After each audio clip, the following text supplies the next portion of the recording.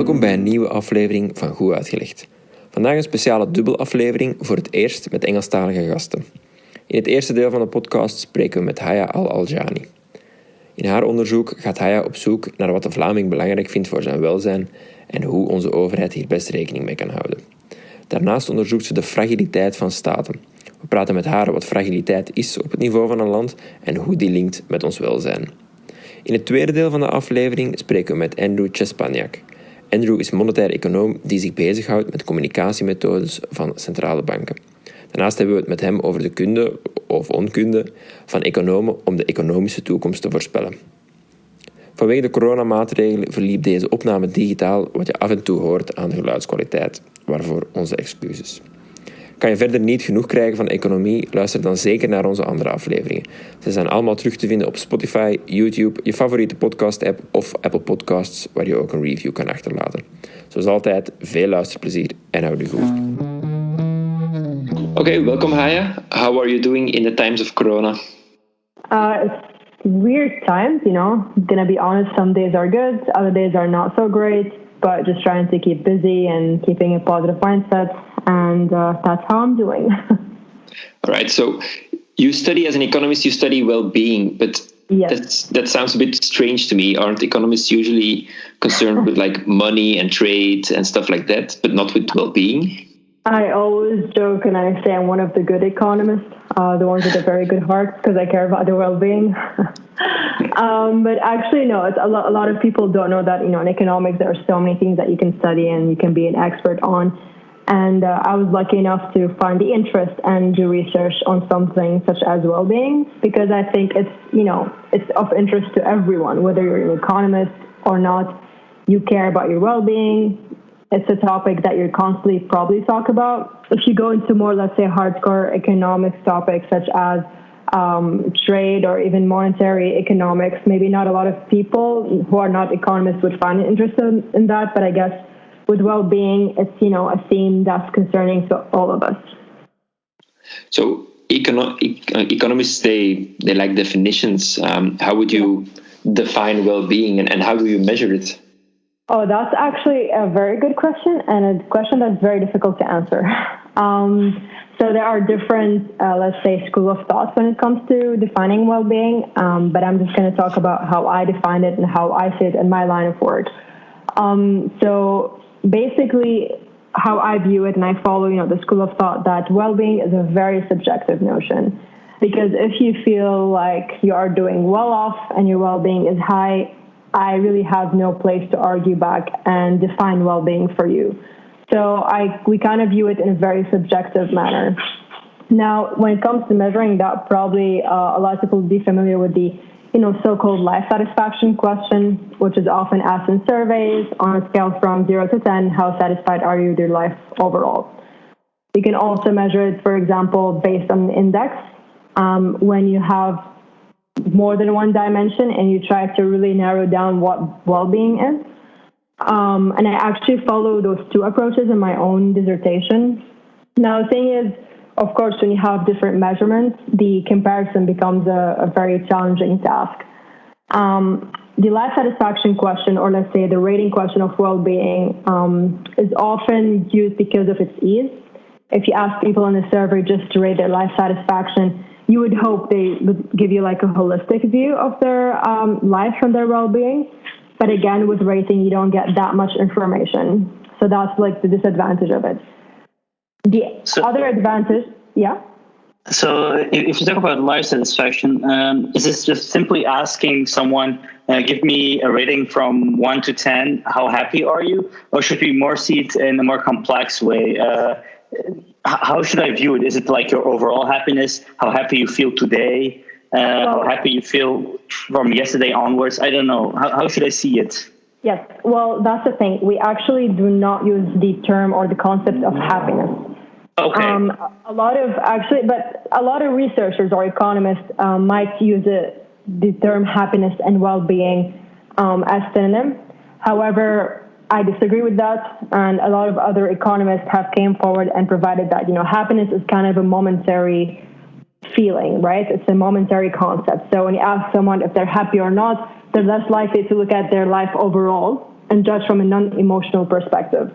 Whether with life satisfaction, it's more overall picture of your life, and it's not just based on your feeling, on your momentary feeling of, like, let's say, happiness. So it is likely to be less affected by your mood, let's say. However, research has shown that the two actually are very highly correlated, because also I can think of it, if someone is happy, they're going to tend to rate their life satisfaction also higher. But I would just be a bit more careful with the use of the term happiness and life satisfaction. So, but if you ask people themselves if they are satisfied with their lives, some people might be very optimistic, some people might be very pessimistic, even if they are in the same situations. Are there methods of taking that into account, of making sure that there's no big difference there? Unfortunately, with the question itself, no, you cannot. What you can do, for example, if you run a regression and just see the effect of certain variables on life satisfaction, you can try to control for some characteristics and personal traits of a person. And then you can really see how much that affects the rating of their life satisfaction. But what I want to talk about also, the other way that I used, or other method that I also used in my thesis, which was the index-based approach. And that was just defining well-being in terms of, let's say, in my case, 5 dimensions. And here the idea was to just try to be a bit more clear about how we define well-being and not leaving it as just, a rating exercise for people. However, the shared, let's say, belief in both measures is that well-being is subjective. So although we chose the dimensions ourselves, we define their importance to well-being based on the people themselves and how they thought these dimensions were important to their well-being. So, for example, I took someone's health, income, education, family life, and social life, and there was 2 different rating exercises when respondents basically judged how important each of these dimensions is to their well-being. Now, on the one hand, this gives you a bit more, let's say, defined notion of what well-being is, and you're looking at clearly 5 dimensions. But at the same time, we are unfortunately not able to compare these answers, for example, with a simple rating exercise. Although essentially they should measure the same thing, which is well-being. And how do you let those people make the choice in their weighing? Is it like, I don't know, here's some money, put some money on X, put some money on Y? I mean, how should we see it? Right. So basically, we kind of use the concept a little bit like that, what I call the budget. So there were 2 rating exercises. The first one, we said, okay, from 0 to 10, how important is each of health, income, education, family life, and social life to your well-being? And individuals were free to give a rating of 10 for each one of them, which was honestly the case because we are human beings and we would like to have, the best out of everything. So if it was up to us to choose, we'd probably choose to have, a high level on all these dimensions and increase our well-being. However, to get a relative importance of each of these dimensions, we used what we call a budget. And that's kind of like with the idea of money, right? So individuals were given 100 points, and then they were asked to allocate these 100 points over the 5 dimensions.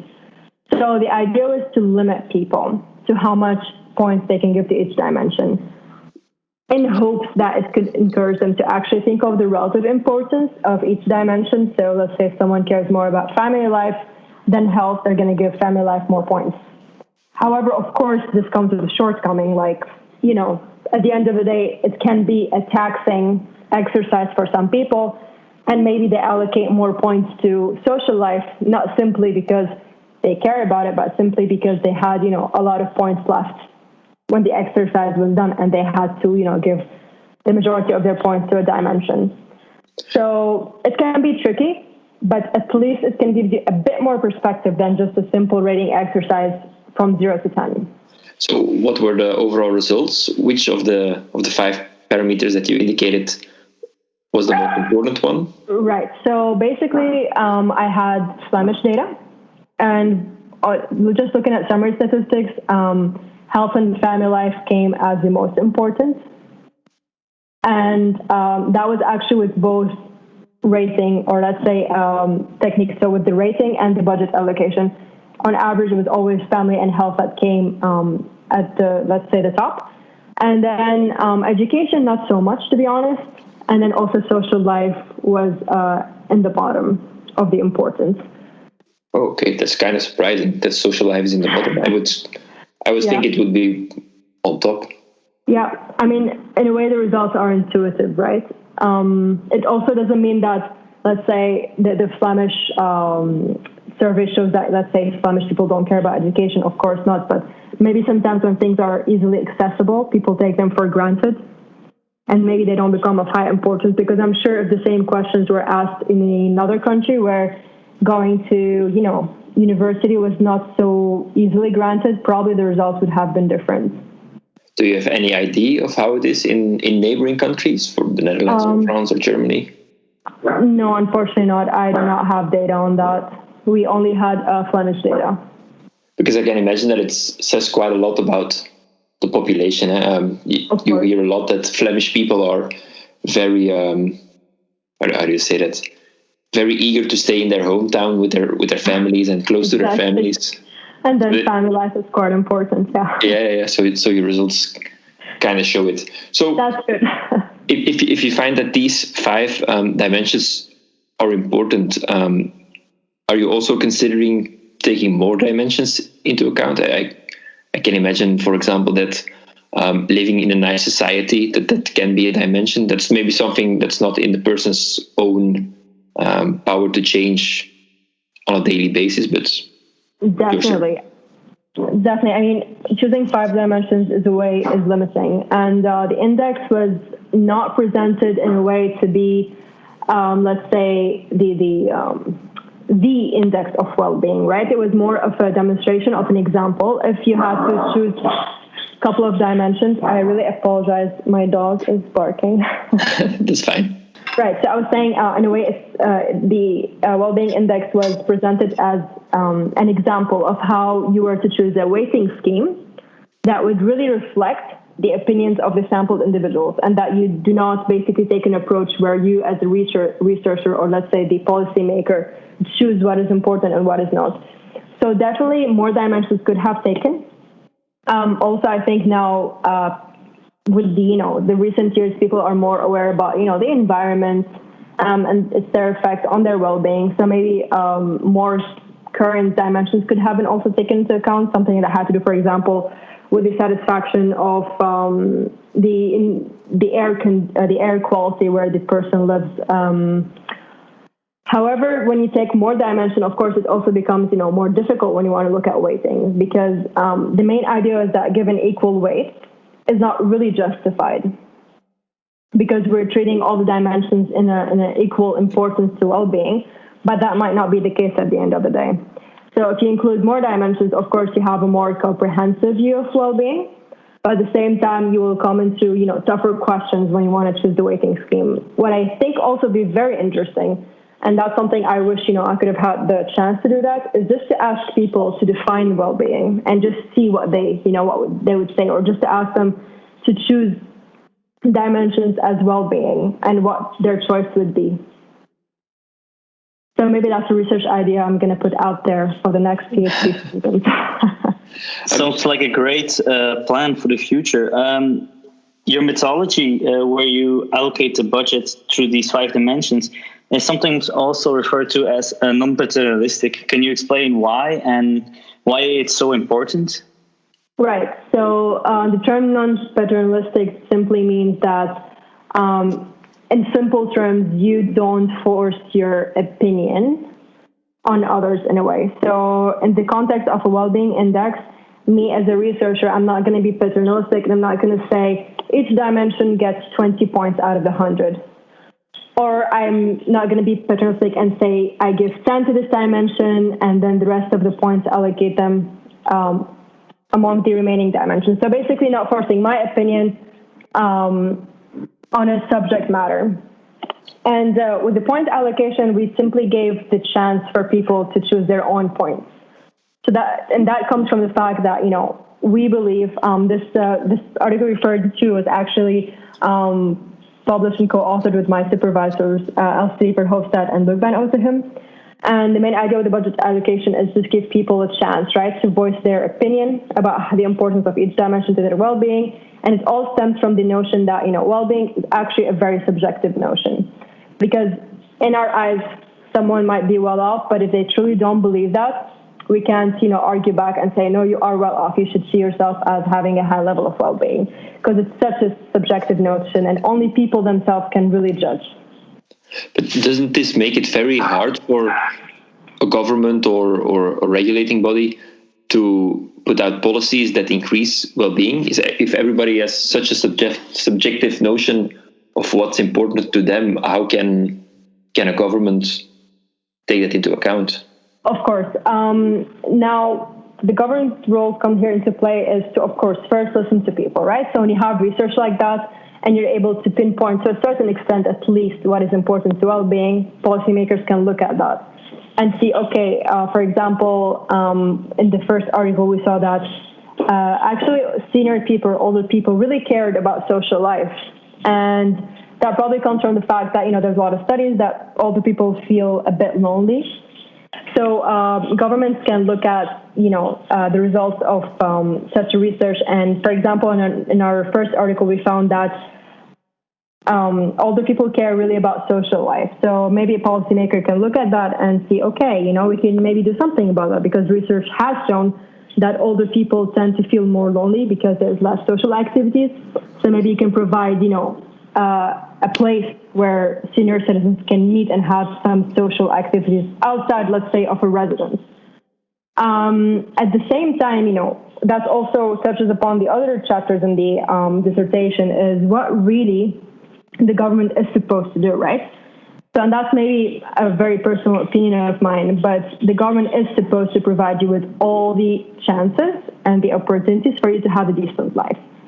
And really the basics of well-being is for someone to have, free access to health, education, despite of, their income background, despite of their family income background. So that's actually the role of the government, to provide, the basics. And then the next step really would be just look at, what is very important. Of course, we found in the first article that education is not very important. This does not mean that the government should stop investing in education, obviously. But then you can pinpoint maybe a bit deeper issues, like the example of senior individuals and social life. But suppose that the government looks at your research and sees, okay, these are the 5 important indicators for well-being, and they may be ranked, some may be more important, some may be less important. If the government uses that research, isn't there a danger that they will not fund everything that's outside of these 5 parameters, like the environment or... I think at this point to not care about the environment as a government is a very risky policy step, because I think there's a lot more awareness. So it's really taking this dimension with a grain of salt a little bit, and just, it's just providing an example of how you can measure your citizens' perception of these dimensions. So for example, maybe we can include another dimension about the environment, and then just see how that is perceived by the citizens themselves. But I think it's very limiting to really just focus on these dimensions only. And as I have already mentioned, it was simply an exercise in the first 2 articles to just show, okay, how can we present well-being in an index form, and at the same time measure, or let's say suggest a rating scheme that's really reflective of what people think. Do you discuss your research with a lot of psychologists or sociologists as well? Because it sounds like something that they can also have some nice insights into. Oh, definitely. Unfortunately, I haven't had the chance to do that. But you can hook me up. I'm always to discussing those things. Yeah, definitely, because there's an overlap to a certain extent, right? Yeah, for sure. Maybe going back to something that you said very early on in the interview, you talked about well-being on a subjective way. Why is this so important? Because I could imagine that objective measures of well-being are more easy for policymakers to decide their policy on. You probably convinced me with your non-paternalistic that it's important for them personally. But for policymakers, it might be more easier to just rely on objective measures. Definitely. And it's also because there's always the questions like, okay, but what are people really rating, right? Mm-hmm. But we have seen, for example, when there's a political instability in a country, life satisfaction actually decreases. So that has also been shown. So when people are less satisfied, that's also a bit, signaling to the overall atmosphere in the country itself. The thing is with life satisfaction itself as well, there's so much now historical data with surveys around Europe about this question in itself. So actually you can track the progress, right? Mm-hmm. And the thing is, since the 2009 report that was led by the French president at the time, Sarkozy, correct? Yes. So basically, governments care more about well-being, right? So the life satisfaction question is one of the more convenient ways of measuring well-being, because it's one question you incorporate in each, survey, and you can have historical data and you can compare. In a way, you should not dismiss the objective measures, but at the same time, if you have health and you have education in the country and it's actually provided for everyone, but life satisfaction is still not high enough or has decreased compared to the year before, you should look into that and probably try to understand why. Okay, so a second topic that you research is state fragility. Yes. What is state fragility? Right. So I always refer to this project as my baby because I really put a lot of my passion into it. So state fragility, again, in literature, there isn't one specific definition that you can, pinpoint and say everyone agrees on this definition. But in the broader sense, state fragility refers to non-functioning governments. That's, in a broader sense. And for me, in my thesis, in order to be able to measure it, I had to come up with a definition, right? And there had to be a basis for that definition. And what I basically did is I just looked at what can you define or how the state is defined. And then looked at that definition and I said, okay, well, fragile states are the opposite of that. So basically, there are states that do not fulfill the requirements of a state. And in that sense, it means governments that are failing to provide basic services and they are not legitimate, meaning that they're not supported by their citizens. So there's two aspects about it. One is the basic services and the other one is legitimacy. Could you explain both of them quickly, what the difference is between them?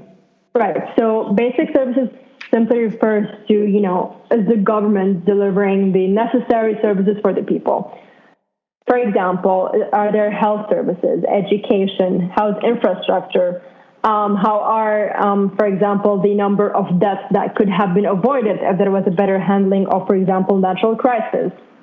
And then how is the electricity provision? So that's really the basic services. And on the other hand, you have political legitimacy. And you can just define it simply as, does the government have the right to govern its people? And that's not just democracy, right? So it's measured through democracy and it's through, let's say, a scale. So it's not binary and non-binary. It's not like you're either democracy or you're not. It actually goes from a scale from -10 to +10, +10 being the most democratic. And then the second measure of political legitimacy is political violence. And in the sense that if there is political violence, it simply means that citizens don't respect the government ruling that there should be no violence. And then thirdly, it was corruption. And that's simply because if you have a corrupt government or if you have to give a bribe to a government agent to let your application progress, then you probably would view your government in a very bad light, and that would decrease its legitimacy. So what do you do with countries that are kind of in the middle? I'm thinking of Singapore. It's a country that's quite well developed. Mm-hmm. The basic infrastructure is certainly there for a lot of people, but there's no democratic head of state. Mm-hmm. It's hereditary. Where does that lie on your scale? Right. So basically, those countries, for example, also China, is a similar example in a way that you have, very good basic services, but let's say legitimacy is falling a bit below or a bit behind. And those countries don't rank in the worst countries because the index takes into account basic services and legitimacy, and the same importance is given to both, right? And I think what would be very interesting is, I think if you were to ask someone living in China or in Singapore, that they probably wouldn't care much about political legitimacy, because they always think, okay, the basic services are covered, we have what we need, because probably their idea of legitimacy is not really political. It's more like, okay, well, the government is giving me all the services that I need. Another interesting example was Saudi Arabia, that, it's a rich country. It's doing really well in terms of basic services, but in terms of political legitimacy, it's quite bad, especially when it comes, for example, to corruption and democracy indicator. And one thing that I did in the paper, which was quite interesting, and that referred to your question about, being a developed country, is I did what is called data envelopment analysis. And it's basically, you compare each country to how well they're doing relative to their resources, and the resources being GDP. So you have, let's say, a bunch of countries, and you evaluate how democratic they are based on their GDP level. Now, the idea behind this is that, when you have the resources being the GDP, you should be able to, at some point, to establish democracy. And that has been the natural progress for a lot of countries. As they get richer, they become more democratic, and there are more freedoms. Now, when you compare, for example, countries like Saudi Arabia or China, which have very high GDP, with countries that have a similar GDP level but are way more democratic, then these countries actually do a lot worse than if we were just to look at their, state fragility in general. So what I try to do with the, data development analysis, taking into account GDP, is basically account for this lagging behind if you are a rich country. And probably naturally people do compare, if you live in a developed country, in a rich country, you probably do compare your country to another one of the same GDP level. So there's something interesting here compared to your previous explanation on well-being, in the sense that here it seems that the parameters that you are using, that they are not subjective.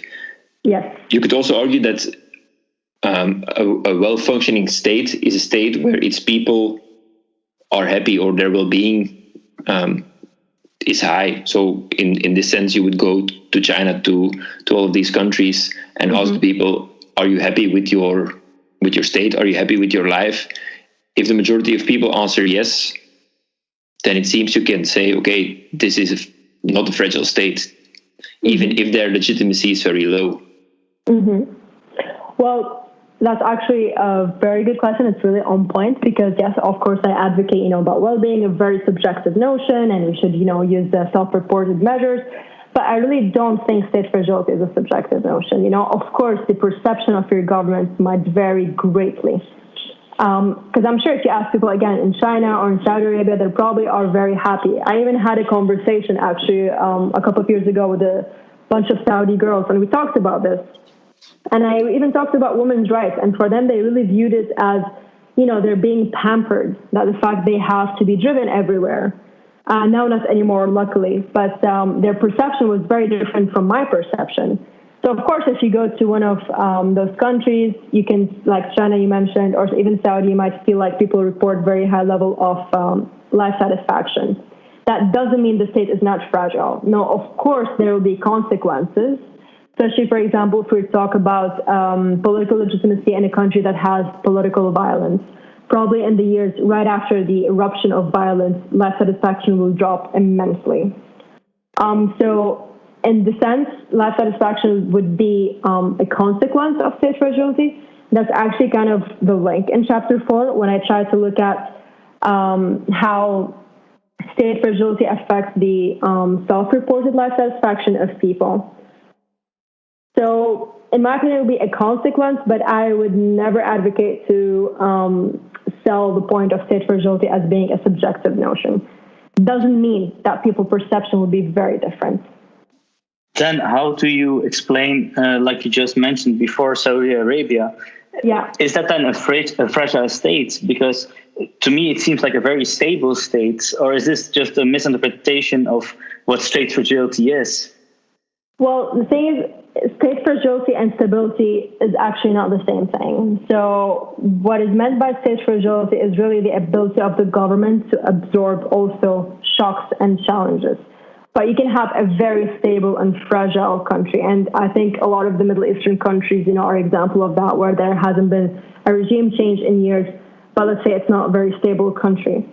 So can I just give you an idea? Like, for example, now with Lebanon, everyone thought it was a very sturdy state, but now you see the government submitted its resignation after the big blast at the harbor. Yeah. So this could be, for example, state fragility. Of course. And probably, sadly enough, I didn't have data for Lebanon because, again, with a lot of Middle Eastern countries, you don't have enough macro data sets, let alone micro data sets. So probably if I was able to calculate state fragility for Lebanon, we would see it would be probably quite low because there isn't much electricity provision actually throughout the years. If we were to compare Lebanon with Syria with all the war that has gone through, they still had in some areas, in the government-held areas, not to get political, but just an example, they still had electricity provision. While in Lebanon, actually, it was worse. And that has been built up over the years. So basically, the blast that happened recently in Lebanon was really a trigger. Because if you look at their electricity provision, political violence, they suffered from these two things in particular a lot, as well as bad infrastructure. Are there any other methods to measure this state fragility? For example, you say the capacity of a state to absorb a shock. Yes. Now, we have now a very big shock going on. 10 years ago, we also had a big shock. Maybe those are indicators of how stable a state is if they, after a shock, go back relatively quickly to business as usual and the way things were before the shock. You could argue this is a stable society. I mean, of course, but again, state fragility and stability are really not the same thing, at least in my book, right? So again, you can have fragile state, but a stable state. So fragility is really how resilient a country or let's say a government is. So in Lebanon, the example that Thomas mentioned, there was a blast. And then again, the government had to resign because they couldn't actually deal with it. There was a blast. A lot of people's lives were lost. There's absolutely no help going on. It's mostly NGOs and foreign countries that are contributing to rebuild and help those injured. So in that sense, their ability to absorb and be resilient is quite low. So I don't know if that actually answers your question, or if not, I'm happy to elaborate. Okay, that's great. I do have a follow-up question, though. Sure. Does your thesis or your research, does it indicate how to go from a very fragile state to a robust state? For example, implement democratic dialogue, weed out corruption in the government. I don't know what else could be there. What measures do you find are very important from going to fragile to a robust society? I think really the most important thing first is basic services, because you need to have those, pinpointed to be able to have a democratic society or a government. So if a country is not having the basic services, but their government is being elected, for example, again, take Lebanon, for example, they have more freedom than your average, more political freedom than your average Arab country. But at the same time, if you don't have basic services pinpointed, there isn't any change that's actually going to happen. So in my opinion, the way forward is to first, make sure the basic services are provided for everyone. And then from then, you can go naturally progressing into a politically legitimate state. But first, key services. But doesn't that kind of create a catch-22? For example, if you have a very corrupt government, if you provide basic services to our people, we will probably move to a more democratic society, which will probably lead to them being chased out of office. Hence, they have no incentive to increase the lives of their population. Of course. of course. I mean, first, to be a resilient government, first you have to have a government that actually cares, right? That's a good point. Yeah, so in a way, I mean, they're two, separate themes, basic services and legitimacy, but they actually, do overlap to a certain extent, just like the example you mentioned. But of course, you need to have a government that actually cares. And maybe putting it out there into the world, that happens naturally. You can never force a government to be legitimate or to have basic services. This is something that has to naturally progress. So foreign intervention really rarely helps in those cases. You know what I mean? So change has to come from within. 100%. Welcome, Andrew. We hear that you are interested in international macroeconomics and financial and monetary economics. Can you tell us a bit more about what you are researching at the moment? Hi. Firstly, thanks for having me. It's great to be here. My name's Andrew or Andrzej. It's actually Andrzej Szczepaniak, but I say Andrzej to everyone for ease. It's much simpler that way. I'm doing a PhD in international macro. My first chapter tries to understand how central bank announcements affect financial markets specifically. So, for example, when the central bank says something, how do equity prices, interest rates, and a variety of other asset prices move in response? And my second paper is much more on the international macro side, so I evaluate the extent to which US central bank announcements have effects on other countries. So not the US, but the spillovers onto other developed and emerging market countries. Okay, and so these central bank announcements, one that comes to mind to me immediately is the "Whatever It Takes" by Mario Draghi. It's probably the most famous. It was in the peak of the euro crisis where he said, "We will save the euro, whatever it takes, and believe me, it will be enough," something like that. Is that what you are studying then? So specifically, when you think of a central bank, what they do exactly is, they do lots of things, but the main task is monetary policy. And obviously what Draghi said, that forms part of monetary policy. And so that specifically, you can think about that as what we call forward guidance, whereby the governor is trying to give an idea about the future to sort of shore up confidence with respect to what's happening. However, at the same time, when these sort of monetary policy things occur, sometimes what the central bank says or does can actually change people's beliefs with respect to the state of the economy. So if you think traditional monetary policy movement, the central bank would, if you think, for example, with the whole coronavirus crisis at the moment recently, a lot of the central banks cut interest rates.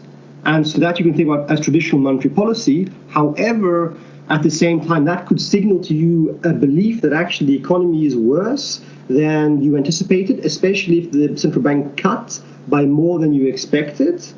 And so that creates what we call information effects. So the idea is information effect is whereby the central bank actually is signaling news about the state of the economy and making you change your beliefs about the state of the economy compared to what you previously had. And so it's specifically the information effects, or the idea that central banks can do things to change your beliefs about the economy, which I try to study. Well, that's a lot of information all in one. If I have it correctly, you focus mainly in your first paper on basically the communication and how the communication of central bankers influence the expectations that we have or that the market has. Exactly. Okay. Yeah. And so the idea of the first paper is to firstly show that information effects tend to dominate. So specifically, I look at the Bank of England. Like when you think about monetary policy, you have the decisions, the announcement itself. Then you also have, along with that, meeting minutes, which is basically summarizing what they discussed at the meeting when they took the decision. And then you also have a release of economic projections. So that's the central bank's beliefs or forecasts for GDP, inflation, and so forth over the next two to 3 years, typically.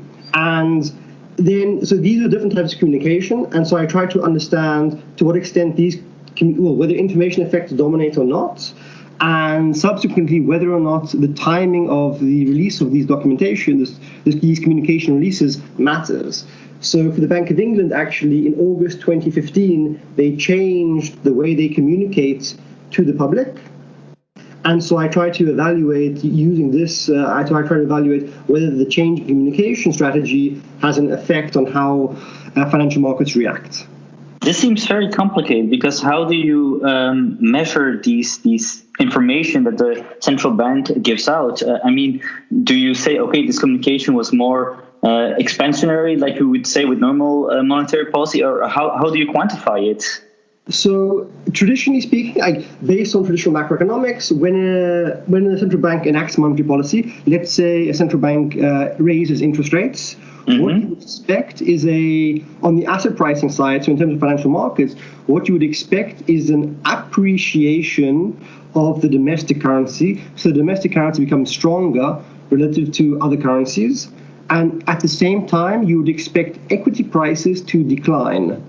And so that's your traditional monetary policy framework. However, information effects are cases whereby you have an interest rate which rises, but then, so it rises, but then at the same time you have a depreciation of the currency as opposed to an appreciation, and you have equity prices which rise as opposed to decline. But am I correct then or like at the extreme, it seems that you're a bit saying that the press conferences and the documents released by the central banks, that is already enough to sway the economy, so that they don't need to take any concrete measures such as buying bonds or whatever, just as long as they announce doing it. I mean, don't they have to back up their announcements then in order to be believable? So it depends on credibility. So this sort of speaks a bit to the whole idea of forward guidance. So forward guidance is where the bank commits to having lower rates for longer, or actually taking your example of when Draghi said whatever it takes. That's a fantastic example whereby everyone believed Draghi so much that they never actually had to enact or do something, and that stabilized markets. And subsequent to him saying that, the ECB introduced what's called OMT, which is basically it's a sort of a last resort lifeline, basically, which they've never actually had to use, but the fact that it's there stabilized financial markets so much that that effectively, because they believed so much in what Draghi said, and then afterwards the introduction of this potential measure, then it means that in some cases the central bank doesn't need to actually act. So just to clarify with OMT, all right, monetary policy, is that or what is the abbreviation? So it was the OMT for the ECB was the outright market transactions, I think, or if I recall correctly. So where the ECB can itself directly intervene in the markets if they so chose. So, but that means that their communication of Draghi saying, the president of the European Central Bank, saying we will do whatever it takes, and then the financial markets seeing that the European Central Bank indeed has a plan ready. It's that combination that was enough to stabilize the market, even if the plan was not executed. Exactly. Correct. Okay. But are you also researching then to what extent this remains believable? Because it sounds a bit like the boy who cries wolf too many times. After they've done it 10, 15 times, will people still believe that?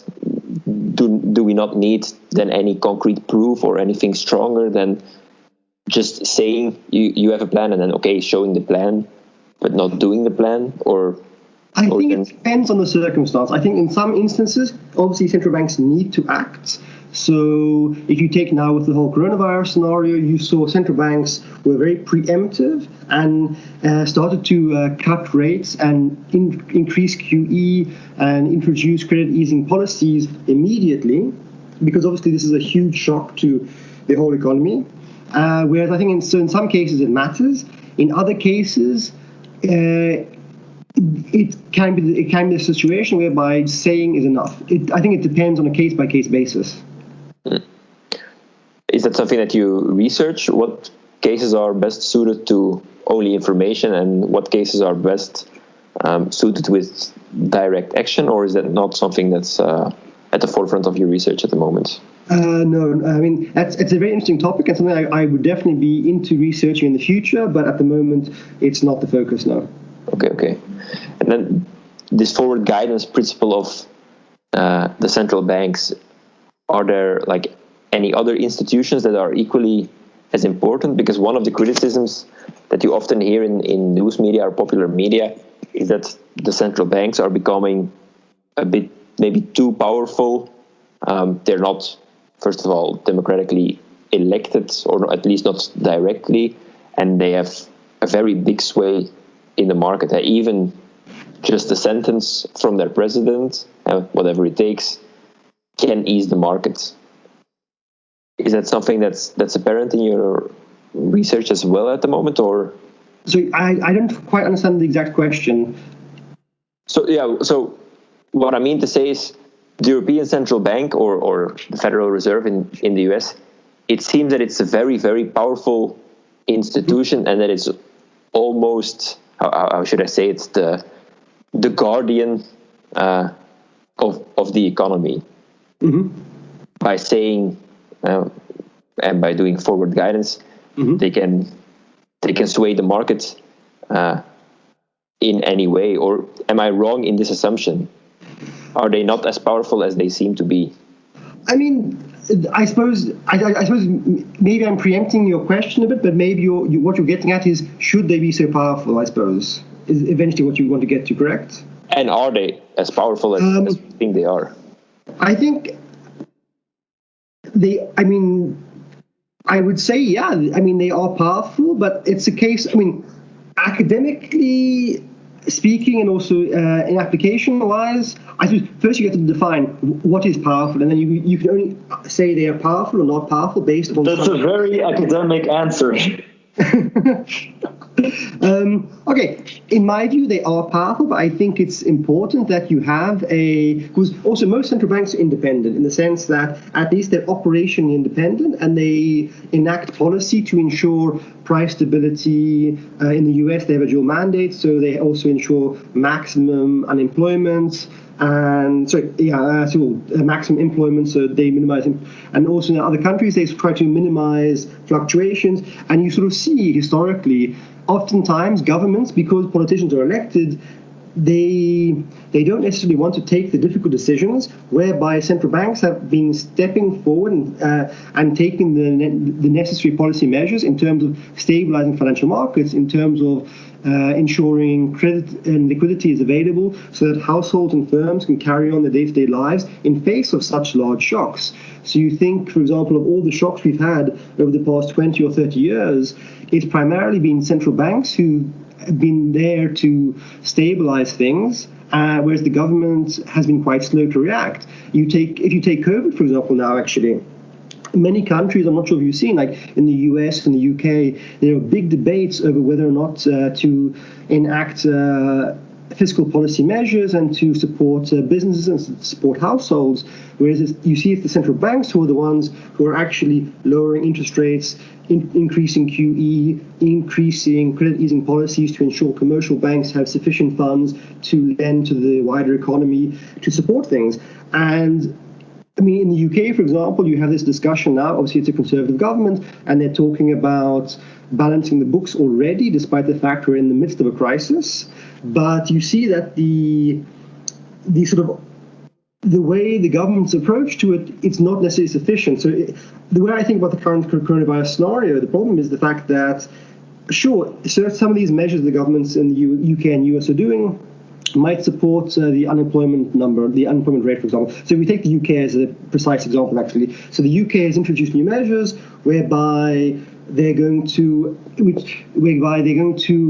pay the employer a proportion of the employee's salary up to a certain percentage. And so that means that as long as the employer doesn't make that person redundant, so they keep their job, then the government will pay a small proportion of the salary. But that means, so on the one hand, it's good for politics because then the unemployment rate stays low. Yet on the other hand, the person actually has fewer hours worked, has less wages, so it then induces a decline in domestic demand. So the person doesn't actually have sufficient funds to buy things themselves. So then you depress the economy from that perspective. And so the governments aren't doing enough.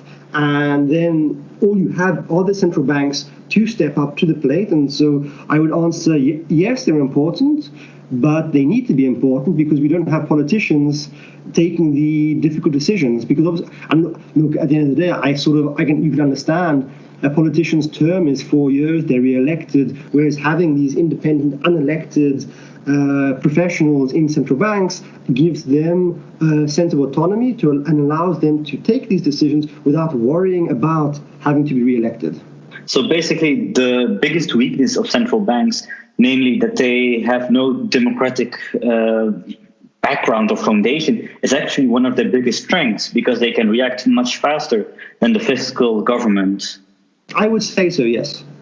But doesn't it also, because you mentioned that in the past 20 years, many of the crises were, well, maybe not solved, but at least greatly handled or taken care of by central banks. Isn't it up to the government to carry the main load on this? I mean, I know this is not, it's not necessarily an academic topic, it's more of an ideological concept, but I feel that understanding the true power or the true breadth of a central bank is useful in this debate. Mm-hmm. Sure. I mean, so the question is, should the governments do it? Yes. I mean, in my view, the government should be stepping in, but at the same time, they're not. And to take an analogy, so at the moment, a lot of people in the UK are saying that the Bank of England should not ease monetary policy further, and sort of that the Bank of England should play chicken with the government to see who goes first, basically. In reality, you can't do that. I mean, that's ludicrous. Yeah, you would be playing with people's lives, so exactly. It's impossible. Exactly, yeah. And if the government won't step in, then, and I agree, the government should step in, but if they won't, then the central bank ends up doing it. Okay, yeah, that's a fair point.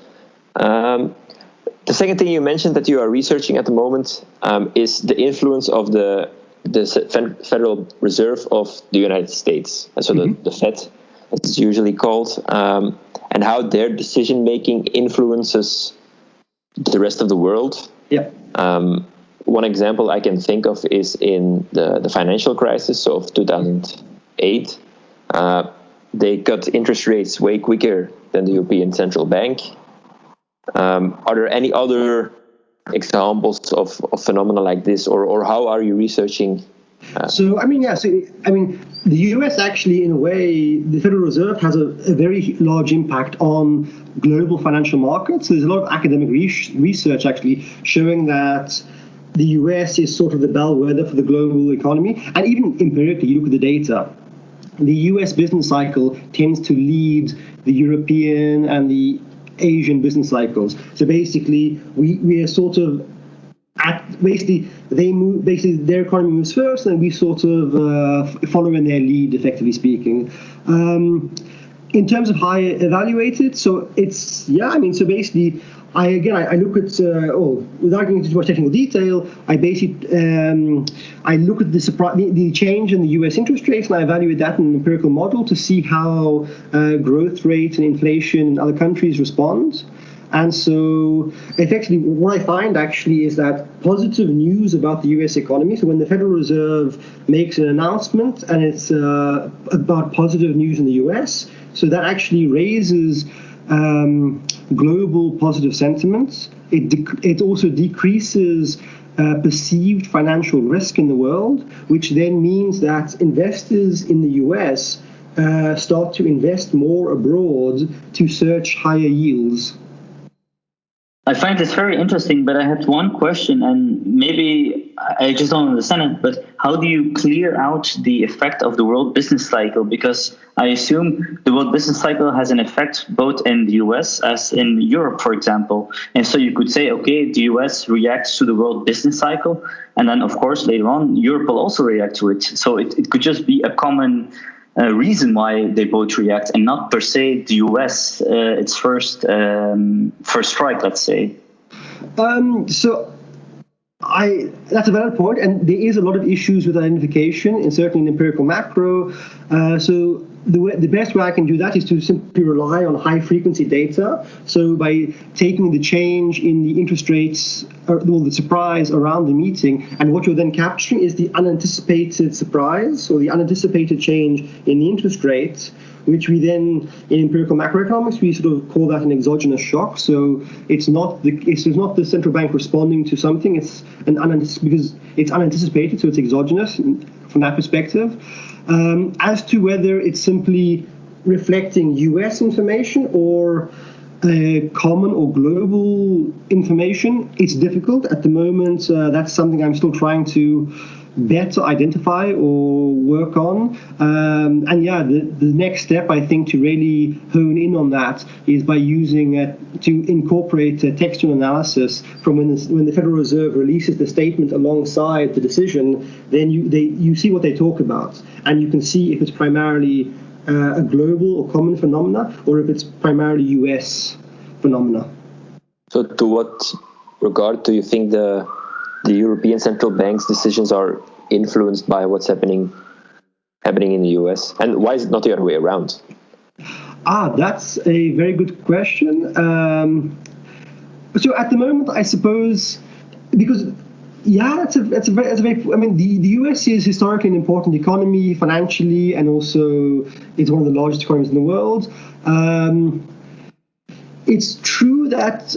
I don't actually know why the euro area doesn't seem to have as big an effect on the US compared to what the US has in the euro area. That could potentially be historical reasons. That could, because if you think about it, the euro area itself is a very large economy taken as a whole. But at the same time, I wonder to what extent it's because of the fact that actually, if you think about it, the US is what we call a large closed economy, in the sense that it's large, so it's a price setter, and also it's relatively speaking closed because less than 50. So when we talk about open and closed economies, it's in relation to how much they trade as a proportion of their GDP. And so if it's 50% or more, we call them an open economy, and if it's less than 50%, it's a closed economy. So they're not fully closed, but it's more the fact that they're less affected by external factors, because so much of the economy is domestic, and I think that likely applies in the euro area to an extent as well. You mean that Europe as a whole is also more closed, but then the separate member states are open because they are in Europe? So I think in the euro area it's a tricky one, So because on the whole, I think the whole euro area is fairly closed, but there's a lot of idiosyncrasies amongst the different member states. With obviously places like Germany or France being more open than certain Eastern European countries, because Eastern European countries are, so to speak, open amongst euro area countries. What about the other central banks in the world? Because we have the European Central Bank. Mm-hmm. The one in the US is very large, but the one in China is large as well. Is that something that you're also looking at how they are influenced by policy of the US? So at the moment, my research focuses primarily on the US and then the UK and the euro area, primarily because the data is very good. And so from that perspective, it's easier to work with. When you're dealing with, say, China, it's very difficult because they don't really have on the one hand, first you have to question the level of their data, in the sense that they produce GDP figures which are never revised, whereas we know from Western data, output is continuously revised. I mean, if you take the GFC, for example, we didn't know we had negative growth until 2 or 3 quarters after the fact, because because the first estimate was actually positive. So we thought we had positive growth, but it was revised later on to be negative. Whereas in China, they never revised any data. And so you can't really, it's hard to trust them and to really work. So from that perspective, I focus primarily on Western economies. I hear you. I have the same problem when I try to find some fiscal policy measures in China, the same issue. But what about Japan? The Bank of Japan is also quite large and has also a big economy. Why not focus there? Yeah, I mean, actually, Japan is something I would like to work on in the future because they have a lot of interesting things going on. So if you think about it, Japan's been doing a lot of the measures we call unconventional. They've been doing these measures since the 80s. They were one of the first to do quantitative easing. They were one of the first to do negative rates. They were the first in the world to do yield curve control. They have lots of credit easing policies and lots of working forward guidance. I would quite like to work with to do some research in Japan. I suppose it comes down to the fact of whether I can easily get a hold of the data or whether language issues could be a barrier. But if not, then I would definitely like to do work on that. Yeah. Something else that I've noticed when we were doing the prep here is that you are focusing on forecasting as well, macroeconomic forecasting. Yeah. What does that mean? So, forecasting basically is when you try to predict future values of a certain variable. So you have lots of macroeconomic data, and you want to understand better how to predict those values. So I have one short paper at the moment, which I am looking to extend, where I try to forecast GDP, household consumption, and business investments. And I try to basically see to what extent financial variables are important for forecasting the disaggregated GDP. So what input variables do you use? Because what I'm assuming, or how I have it in my head, is you have some data about the current state, the economy, and you try with mathematical models or with some economical insights forecast what some variables will be half a year from now. Yeah, exactly. Yeah. So, I mean, exactly. And my focus really is not necessarily on headline GDP, because a lot of papers, a lot of the forecasting work is primarily on the headline GDP or headline inflation. But if you think about it from a policy perspective, what matters is the composition. So, for example, is it consumption? Is it investment? Is it inventories? Is it net trade?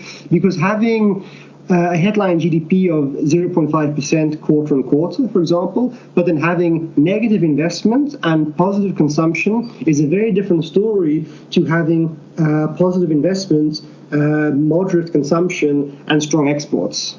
Okay, that makes sense. Maybe a bit of a naughty question, but are economists good forecasters?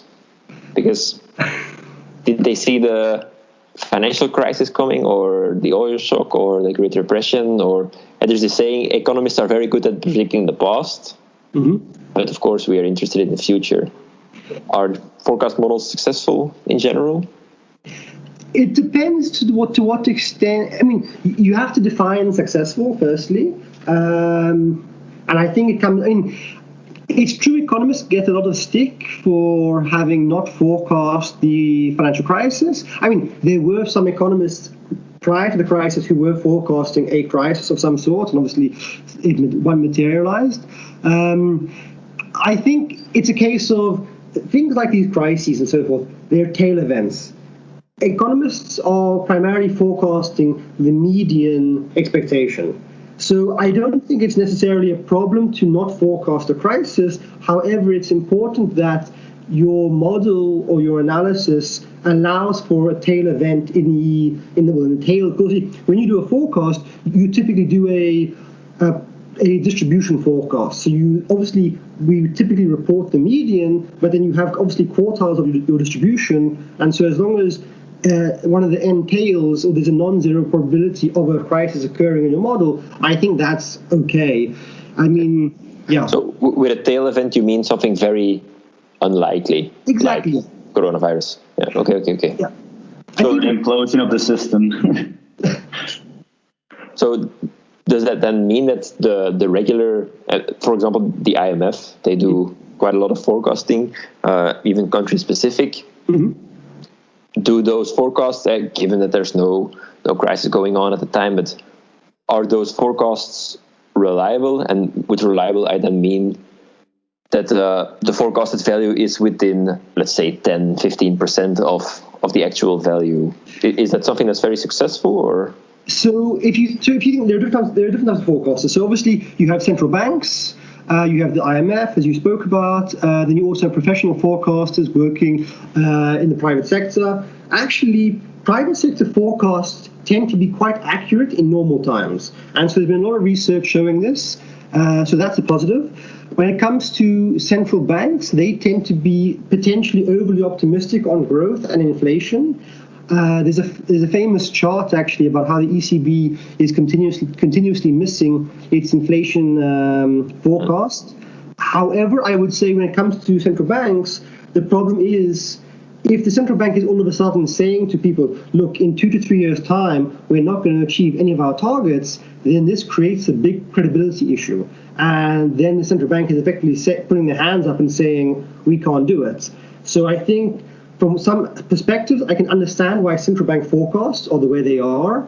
In terms of forecasts like the IMF, it depends. So they tend to be, again, slightly optimistic.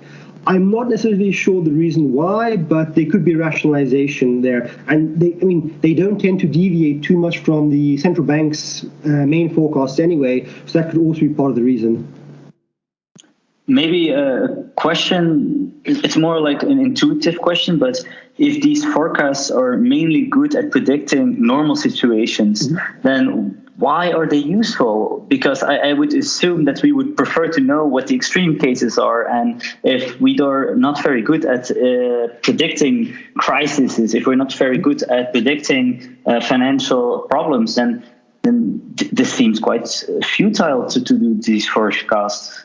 But I would say on the one hand, forecasts are important in general. So obviously, when a government needs a good forecast to know about in terms of growth and so forth and consumption, to know what their tax revenues will be, to know what they can then spend, and they can make long-term plans.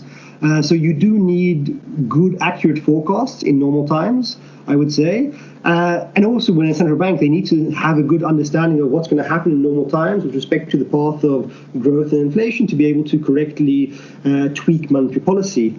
It's true that, on the one hand, sure, without a doubt, it would be great to have better forecasts of these tail events. However, the tail events occur so seldom, and each tail event historically has been so unique in the sense that it's extremely difficult to be able to forecast each of those unique events. If you think about the COVID crisis now, the financial crisis back in 2008 was primarily driven by mortgage-backed securities in the US.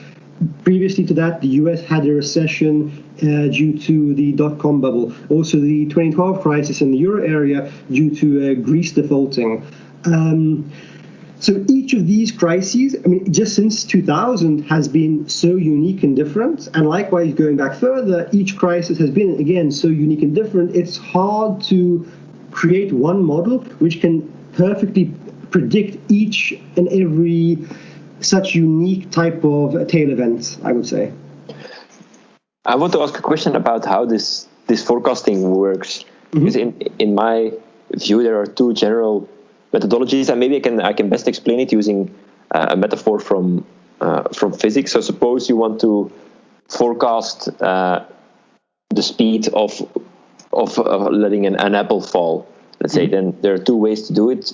You drop the apple, and then you can calculate with some Newton equation when it will fall. So that's like from a theory point of view, a first principle point of view, and then you can do some calculations and see whether they match with the experiment. Or the second methodology is that you throw 10,000 apples and you measure how often they fall within a certain range. Or so basically that's doing a lot of experiments and doing some data gathering and then seeing if there's some pattern arising from that. How does it work in economics? That is so in economics there are, how to phrase this, there are many types of forecasting models. So obviously there are more theoretical models for forecasting which are based on underlying fundamentals or macro theory. So that's related to your first example. And there are lots of then also, but I would say the vast majority of forecasting in economics is primarily empirical. So basically we look at historical trends and we try to see how the trend carries. So we modify the data so there's no longer a trend, and we make sure the data is, so the technical term is non-stationary, but to make life simpler, basically we make sure the data is of a correct specification to be able to use these empirical models. So we either rely on the data itself, or we will use other variables, so other data, to forecast the data we want in question. So for example, if you want to forecast consumption, what you can do is you can take values for retail sales, you can take credit card spending, and these sorts of other indicators, and use those as variables to predict household consumption for the quarter. So, but that indeed means that very unique cases, black swan events, if they have not happened in the past or in a similar fashion, yes, this type of data will never, this type of forecast will never catch it. Exactly, yeah. Okay, that's quite good to know. It makes me think of the unknown unknowns a little bit. Yeah, that's the point. Okay, which models are you using at the moment for the most part? So primarily empirical. So I look at, so basically I use a host of other variables to predict the variable I want in question. Is it then VAR models or? So the paper I'm working on at the moment, it's a factor augmented distributed lag model. So basically I have my, so if I want to forecast consumption, for example, I have consumption today, the variable I'm forecasting is equal to consumption, the history of consumption, so consumption yesterday, the day before that, etc., plus a history of financial and credit related variables. All right. Okay, Andrew, I think we can keep talking about this for hours and hours on end, but maybe this is a good note to end the interview at the moment. But I hope in the future you will come back and explain a bit more about how this forecasting works in detail. Sure, perfect. Yeah, definitely. Thanks for having me. It's been great to be on the show. I very much appreciate it.